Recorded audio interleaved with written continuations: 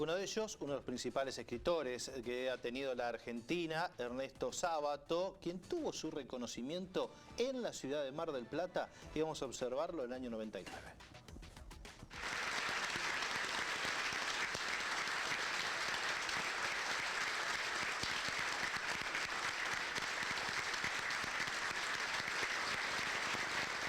Una maravilla tenerlo con nosotros es la posibilidad de pensar que hay un mundo en el que podemos creer y que en nuestro país habrá mucha gente que podremos olvidar o que queremos olvidar, pero hay algunas personas que quedarán prendidas en el corazón de la gente de bien. Muchas gracias.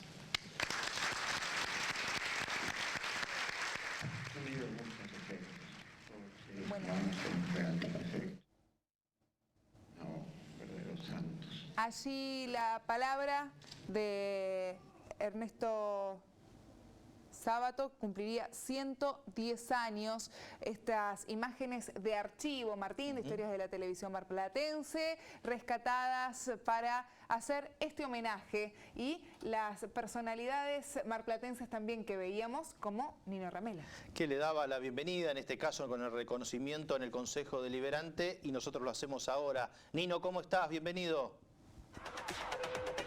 Yamila, Martín, gracias por el contacto. Bueno, el gusto de saludarte.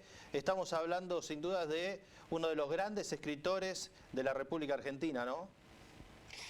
Sin duda, y además alguien que buscó un destino, porque el destino no era el de ser escritor ni dedicarse a la literatura. De Sábato se dedicó a la ciencia, él era físico, y fue un camino que le costó algunas críticas, porque al abandonar la ciencia, él había ganado una beca que le generó Hussein, y de pronto, bueno, abandonó la ciencia. Algunas de las personas que también lo criticaron, yo recuerdo porque también lo entrevisté, fue Mario Bunge, ¿no?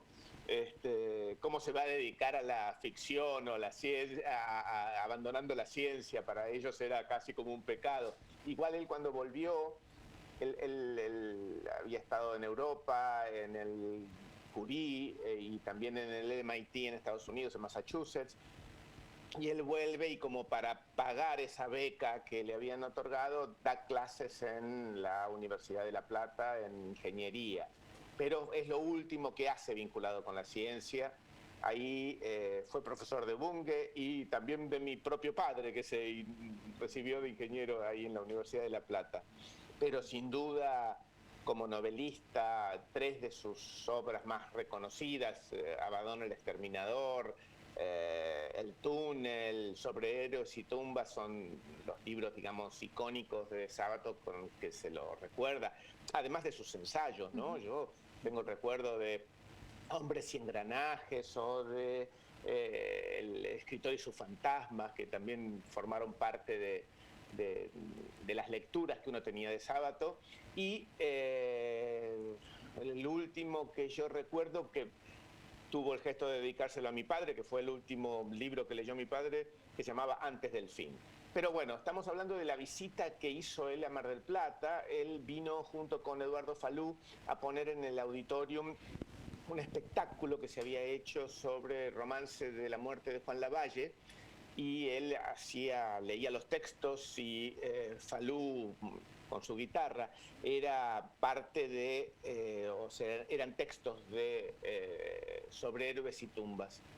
Y lo que recuerdo muy particularmente era que en ese momento estaba de intendente Elio Aprile, que era un admirador de la obra de Sábato. Es más, en su despacho Elio tenía un pequeño retrato de Sábato. Recuerdo haber ido juntos esa noche a comer, y para él fue uno de los acontecimientos más disfrutables de su gestión. Y la verdad que Sábato ya era un hombre grande, ¿no? Así que tuvimos la suerte de que Ferrobaires nos pusiera un vagón entero para él y para Elvira González Fraga, que era quien en ese momento colaboraba con él y que lo acompañó.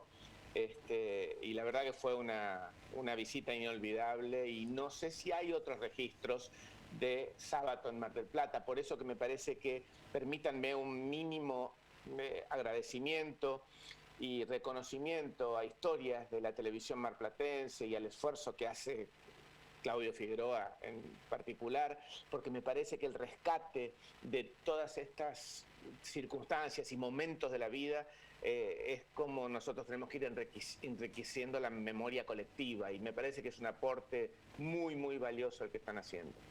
Nino, te hago una consulta. ¿Cómo era la esencia de Sábato, esa oportunidad que han tenido? Bueno, no solo la amistad con tu padre, sino el poder ir a cenar, a comer con él, compartir un momento. ¿Cómo era él, más allá de como científico y como escritor?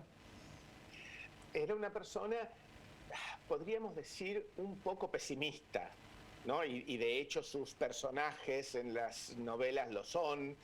Era un hombre un poquito apocalíptico, aunque dicen que en realidad los pesimistas son optimistas informados, ¿no? De manera que él tenía razones, le quitaba el sueño pensar que el mundo era tan injusto, que hubiera millones de niños que morían al año por causas evitables. Y de alguna forma su literatura transmite ese pesimismo, y por supuesto también su pintura, porque él se dedicó a trabajar como artista plástico, a pintar, ¿no? Y su pintura también es un poco así pesada, densa, un poco dark, pero ya un hombre con una trayectoria como la que tenía, era un hombre más tranquilo. A lo mejor en su juventud, él fue presidente del partido de la Juventud Comunista en la Argentina, viajó a Europa porque el partido él comenzó a cuestionar la dictadura stalinista, y entonces mandaron a ver si lo podían aleccionar. Es decir, él ha vivido, aún con sus contradicciones, que las ha tenido desde el punto de vista ideológico, político, ha vivido en plenitud y sintiendo muy dentro suyo a cada cosa que él encaraba, ¿no? Tanto desde la política como desde la literatura.